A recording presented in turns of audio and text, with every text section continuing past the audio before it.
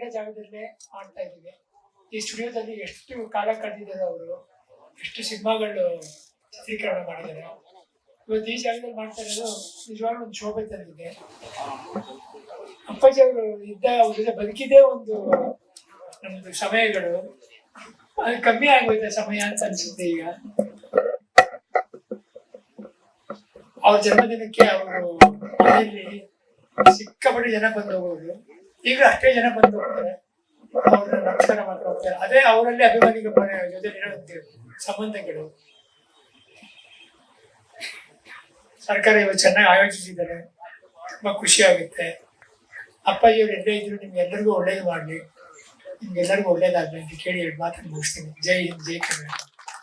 ರಾಜ್ಕುಮಾರ್ ಅವರ ಬಗ್ಗೆ ನಾವು ಮಾತಾಡ್ತಂತ ಹೋದ್ರೆ ಇಡೀ ದಿನ ಮಾತಾಡಿದ್ರು ಸಾಲದಿಲ್ಲ. ಅವರ ಹಾಡುಗಳನ್ನ ಹಾಡ್ಕೊಂತ ಹೋದ್ರೆ ಇವಾಗಿಂದ ನಾಳೆ ಬೆಳಿಗ್ಗೆವರೆಗೂ ಅದು ಕೊನೆಯೇ ಇಲ್ಲ. ಅಷ್ಟೊಂದು ಕನ್ನಡಕ್ಕೆ ಅತ್ಯಂತ ಒಂದು ಮಹತ್ವವನ್ನ ಕೊಟ್ಟು ನಾವೆಲ್ಲ ವಿದ್ಯಾರ್ಥಿಗಳಾಗಿರ್ತಕ್ಕಂಥ ಸಂದರ್ಭದಲ್ಲಿ ಗೋಕಾಕ್ ಚಳುವಳಿ ಲಕ್ಷಾಂತರ ಜನ ಬಂದು ಸೇರ್ತಕ್ಕಂಥದ್ದು. ಡಾಕ್ಟರ್ ರಾಜ್ಕುಮಾರ್ ಅವ್ರು ಬರ್ತಾರೆ ಅಂತಂದ್ರೆ ಲಕ್ಷಾಂತರ, ಇಡೀ ಬೆಂಗಳೂರೇ, ಮೈಸೂರು ಬ್ಯಾಂಕ್ ಇಂದ ಹಿಡ್ದು, ಮೆಜೆಸ್ಟಿಕ್ ಇಂದ ಹಿಡ್ದು, ನೃಪತುಂಗ ರೋಡಿಂದ ಜನಸ್ತೋಮ ಅಂತಂದ್ ಹೇಳೋದಕ್ಕೆ ಇಲ್ಲ. ಅಷ್ಟೊಂದು ಅಭಿಮಾನ ಇಟ್ಟು ಲಕ್ಷಾಂತರ ಜನಗಳನ್ನ ನೋಡಿರ್ತಕ್ಕಂಥದ್ದು. ಆ ಕ್ಷಣಗಳನ್ನ ನಾವು ಯಾರು ಮರೆಯೋದಕ್ಕೆ ಸಾಧ್ಯ ಇಲ್ಲ. ಅನೇಕ ಒತ್ತಡಗಳ ಬಂದು ರಾಜಕಾರಣಕ್ಕೆ ಬರಬೇಕು ಅಂತ ಇಲ್ಲ, ಕನ್ನಡ ಚಲನಚಿತ್ರ ರಂಗಕ್ಕೆ ಸೇವೆಯನ್ನ ಸಲ್ಲಿಸಬೇಕು ಅಂತಕ್ಕಂಥದ್ನ ಇಡೀ ಭಾರತಕ್ಕೆ ಕನ್ನಡದ ಚಲನಚಿತ್ರ ರಂಗದ ಮೇರು ನಟ ಮಾದರಿ ಆಗವ್ರೆ ಅಂತಂದ್ರೆ ಅದು ತಪ್ಪಾಗೋದಕ್ಕೆ ಸಾಧ್ಯ ಇಲ್ಲ ಅಂತಕ್ಕಂಥ ಮಾತನ್ನ ಹೇಳೋದಕ್ಕೆ ಬಯಸ್ತೇನೆ. ನಾನು ವಿಶೇಷವಾಗಿ ಇಲ್ಲಿ ಆಗ್ಬೇಕು, ಇಷ್ಟೊತ್ತಿಗೆ ಸಮಗ್ರವಾದ ಅಭಿವೃದ್ಧಿ ಆಗ್ಬೇಕಾಗಿತ್ತು. ನಾನು ಸರ್ಕಾರವನ್ನ, ಸನ್ಮಾನ್ಯ ಮುಖ್ಯಮಂತ್ರಿಗಳನ್ನ, ರಾಜ್ಕುಮಾರ್ ಕುಟುಂಬವರ್ಗವನ್ನ ಕರೆಸಿ ತಾವು ಮಾತಾಡಿದ್ರ ಅಂತಕ್ಕಂಥದ್ದನ್ನ ಭಾವಿಸಿದ್ದೇನೆ. ಇನ್ನು 2 ವರ್ಷದ ಅವಧಿನಲ್ಲಿ ಅವರು 100 ವರ್ಷ ಏನು ತುಂಬುತ್ತೆ, ಅದಕ್ಕಿಂತ ಮುಂಚೆ ಸಮಗ್ರವಾದ ಅಭಿವೃದ್ಧಿ ಆಗ್ಬೇಕು. ಬರೀ ರಾಜ್ಕುಮಾರ್ ಮಾತ್ರ ಇಲ್ಲ, ಪುನೀತ್ ರಾಜ್ಕುಮಾರ್ ಇದ್ದಾರೆ, ಪಾರ್ವತಮ್ಮ ರಾಜ್ಕುಮಾರ್ ಇದ್ದಾರೆ. ಇದೊಂದು ಅತ್ಯಂತ ಪುಣ್ಯವಾದ ಸ್ಥಳ. പക്ഷെ ನಾವು ಭಾನುವಾರ ರಜಾ ದಿನಲ್ಲಿ ನೋಡಿದ್ರೆ 5,000ದಿಂದ 10,000 ಜನ ಕ್ಯೂನಲ್ಲಿ ಬಂದು ಹೋಗ್ತಕ್ಕಂಥದ್ದನ್ನ ನಾವು ಪ್ರತಿ ವಾರನೂ ನೋಡ್ತೇವೆ.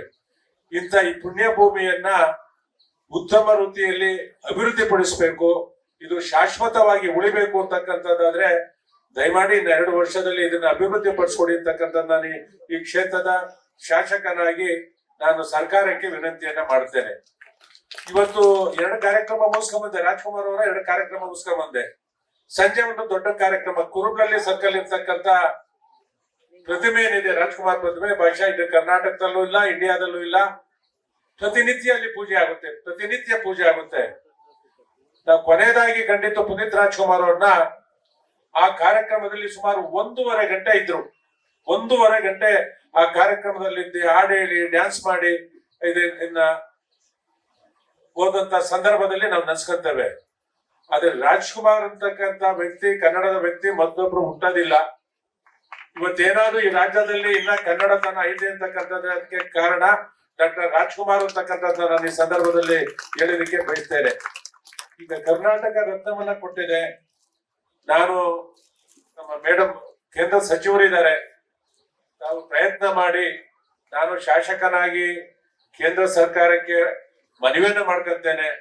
ಇಂಥ ಪುಣ್ಯ ಪುರುಷರಿಗೆ ಭಾರತ ರತ್ನವನ್ನ ಕೊಡಿ ಅಂತಕ್ಕಂಥದ್ದನ್ನ ನಾನು ಈ ಕ್ಷೇತ್ರದ ಶಾಸಕನಾಗಿ, ನಮ್ಮ ಇಲ್ಲಿನ ಲೋಕಸಭಾ ಸದಸ್ಯರು, ಕೇಂದ್ರ ಸಚಿವರ ಮುಖೇನ ಕೇಂದ್ರ ಸರ್ಕಾರಕ್ಕೂ ನಾನು ವಿನಮ್ರತೆಯಿಂದ ಮನವಿಯನ್ನ ಮಾಡ್ಕೊಂಡು ಅವ್ರಿಗೆ ಭಾರತ ರತ್ನವನ್ನ ಕೊಡ್ಬೇಕು ಅಂತಕ್ಕಂಥ ವಿಚಾರದಲ್ಲಿ ನಾವು ಅವರ ಜೊತೆ, ಅವರ ಕುಟುಂಬದ ಜೊತೆ ಇರ್ತೇವೆ. ಮತ್ತೆ ನಮ್ಮ ಅಧ್ಯಕ್ಷ ಇದ್ದಾರೆ, ಸರ್ಕಾರದ ಕಾರ್ಯದರ್ಶಿಗಳು, ಆಯುಕ್ತರಿದ್ದಾರೆ. ನಾನು ಮುಖ್ಯಮಂತ್ರಿಗಳಲ್ಲಿ ಮತ್ತು ಉಪಮುಖ್ಯಮಂತ್ರಿಗಳಲ್ಲೂ ನಾನು ಕೇಳ್ಕೊಂತೇನೆ, ಸಮಗ್ರವಾದ ಅಭಿವೃದ್ಧಿ, ನಮ್ಮ ಇದು ಈ ಭೂಮಿ ಪುಣ್ಯ ಭೂಮಿ ಸಮಗ್ರವಾದ ಅಭಿವೃದ್ಧಿ ಆಗ್ಬೇಕು ಅಂತಕ್ಕಂಥ ದೃಷ್ಟಿ ಏನಿದೆ ಅದಾಗ್ಬೇಕು ಅಂತಕ್ಕಂಥ ವಿನಂತಿಯನ್ನ ಮಾಡ್ಕೊಂಡು, ನಾವ್ ಯಾವತ್ತು ರಾಜ್ಕುಮಾರ್ ಅವ್ರನ್ನ ಮರೆಯೋದಕ್ಕೆ, ಸೂರ್ಯ ಚಂದ್ರ ಇರೋವರೆಗೂ ಮರೆಯೋದಕ್ಕೆ ಸಾಧ್ಯ ಇಲ್ಲ ಅಂತಕ್ಕಂಥ ಮಾತನ್ನ ಹೇಳ್ತಾ, ಅವ್ರಿಗೆ ಕೋಟ್ಯಾಂತರ ಜನ ಅಭಿಮಾನಿಗಳಿರ್ತಕ್ಕಂಥದ್ದು ಬರೀ ಕರ್ನಾಟಕದಲ್ಲ, ಇಡೀ ದೇಶದಾದ್ಯಂತ ಅವರಿಗೆ ಅಭಿಮಾನಿಗಳಿರ್ತಕ್ಕಂಥದ್ದು. ಅವರ ಜನ್ಮದಿನ 100ನೇ ಜನ್ಮದಿನ ಇಲ್ಲಿ ಅತ್ಯಂತ ವಿಜೃಂಭಣೆಯಿಂದ ಆಗ್ಬೇಕು. ನಾನೇ ಶಾಸಕನಾಗಿರ್ತೀನಿ, ನನ್ನ ಸರ್ಕಾರಕ್ಕೆ ಒತ್ತಡವನ್ನ ಹಾಕ್ತೇನೆ. ಆ ಕಾರ್ಯ ಆಗ್ಬೇಕು ಅಂತಕ್ಕಂಥ ಸರ್ಕಾರದ ಮೇಲೆ ಒತ್ತಡವನ್ನು ಹೇಳಿ ನಾನು ಮಾತು ಮುಗಿಸ್ತೇನೆ. ಎಲ್ಲರೂ ನಮಸ್ಕಾರ. ಪ್ರತಿನಿತ್ಯ ಅಣ್ಣವರ ಸಮಾಧಿಗೆ ಜನ ಬರ್ತಿದ್ದಾರೆ. ಅದಕ್ಕಾಗಿ ಇದು ಸಮಾಧಿಯನ್ನು ಮೀರಿದಂತ ಜಾಗ ಅಂತ ನಾನು ಅನ್ಕೊಂಡಿದ್ದೀನಿ. ಅದಕ್ಕಾಗಿ ಎಲ್ಲ ಬಂದಿರುವಂತ ಬಂಧುಗಳೇ, ಅಣ್ಣವರು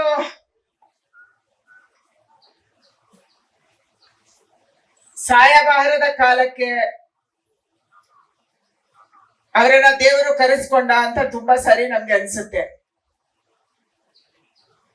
ಇವತ್ತಿಗೂ 97ನೇ ವರ್ಷ ಅಂದ್ರೆ ದೊಡ್ಡ ವಯಸ್ಸಲ್ಲ. ಅವರು ಬದುಕಿರ್ಬೇಕಿತ್ತು ಮತ್ತು ಅವರು ಕರ್ನಾಟಕದ ಕಲೆಯ ಕನ್ನಡದ ಸೇವೆಯನ್ನ ಮಾಡಬೇಕಿತ್ತು ಅಂತ ನಮ್ಮೆಲ್ಲರಿಗೂ ತುಂಬಾ ಸರಿ ಅನ್ಸುತ್ತೆ.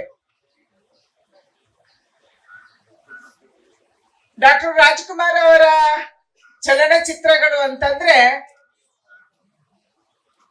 ಅದು ಕೇವಲ ಮನೋರಂಜನೆಗೆ ಸೀಮಿತ ಆಗಿರ್ಲಿಲ್ಲ. ಅದೊಂದು ವಿಚಾರವನ್ನ, ಒಂದು ಸಂಸ್ಕೃತಿಯನ್ನ, ನಮ್ಮ ಯುವ ಪೀಳಿಗೆ ಹೇಗೆ ಬದುಕಬೇಕು ಅನ್ನುವಂಥದ್ದನ್ನ ಹೇಳಿಕೊಡುವಂತ ಒಂದು ಪಾಠ ಆಗಿತ್ತು. ರಾಜ್ಕುಮಾರ್ ಅವರ ಎಲ್ಲ ಚಲನಚಿತ್ರಗಳನ್ನ ನಾವು ನೋಡಿಲ್ಲ. ಆದ್ರೆ ಇವತ್ತು ಯಾರೋ ನಮ್ಗೆ ರುಕ್ಕೋಜಿ ಅವರು, ದೊಡ್ಡ ಹುಲ್ಲೂರು ರುಕ್ಕೋಜಿ ಅವರು ಅವರ ಬಗ್ಗೆ ಮಾತಾಡಿದ್ರು. ಹಾಗೇನೆ ಅವರನ್ನ ತಿಳಿದಂತ ಹಲವಾರು ಜನ ನೀವಿಲ್ಲಿ ಕೂತಿದ್ದೀರಿ. ಎಲ್ಲರೂ ಹೇಳ್ತಾರೆ, ಎಲ್ಲ ಹಿರಿಯರು ಹೇಳ್ತಾರೆ, ಚಲನಚಿತ್ರ ನೋಡಿದವರು ಹೇಳ್ತಾರೆ, ಸಮಾಜಕ್ಕೆ ಕೆಟ್ಟ ಸಂದೇಶವನ್ನ ಕೊಡುವಂತ, ಕೆಟ್ಟ ಉದಾಹರಣೆಗಳನ್ನು ಕೊಡುವಂತ ಒಂದೇ ಒಂದು ಚಲನಚಿತ್ರ ಪಾತ್ರವನ್ನ ನಮ್ಮ ರಾಜ್ಕುಮಾರ್ ಮಾಡಿಲ್ಲ ಅಂತೇಳಿ. ಇವತ್ತು ಚಲನಚಿತ್ರ ಹಾಕುವಾಗ ಧೂಮಪಾನ ಮಾಡಬಾರದು ಅಂತ ಒಂದು ಸಣ್ಣದಾಗಿ ಕನ್ನಡದಲ್ಲಿ ಬರೀತಾರೆ. ಚಲನಚಿತ್ರವನ್ನ ತೋರಿಸುವಾಗ ಮದ್ಯಪಾನ ಮಾಡಬಾರದು ಅಂತ ಹೇಳಿ ಸ್ಕ್ರೀನ್ ಅಲ್ಲಿ ಬರುತ್ತೆ. ಆದ್ರೆ ಈ ರೀತಿ ಸ್ಕ್ರೀನ್ ಅಲ್ಲಿ ಬರುವಂತ, ಪ್ರಿಂಟ್ ಮಾಡುವಂತ ಯಾವುದೇ ವಿಚಾರವನ್ನ ಡಾಕ್ಟರ್ ರಾಜ್ಕುಮಾರ್ ಮಾಡಿ ತೋರಿಸಿಲ್ಲ. ಇದು ಅವರ ದೊಡ್ಡತನ. ಸಮಾಜಕ್ಕೆ ಒಳ್ಳೆಯ ಸಂದೇಶವನ್ನು ಕೊಡುವಂತ, ಯುವಕರಿಗೆ ಪ್ರೇರಣೆ ಕೊಡುವಂತ, ಯುವಕರಿಗೆ ಶಕ್ತಿ ಕೊಡುವಂತ, ಯುವಕರು ಹೇಗೆ ಬದಲಾವಣೆ ಆಗ್ಬೇಕು ಅನ್ನುವಂತ ಚಲನಚಿತ್ರದ ಪಾತ್ರಗಳನ್ನಷ್ಟೇ ಅವರು ಒಪ್ಕೊಂತ ಇದ್ರು. ಇವರು ಅವರ ಗ್ರೇಟ್ನೆಸ್ ಆಗಿತ್ತು. ಸಂಪೂರ್ಣ ನ್ಯೂಸ್, ಇದು ನೊಂದವರ ಧ್ವನಿ.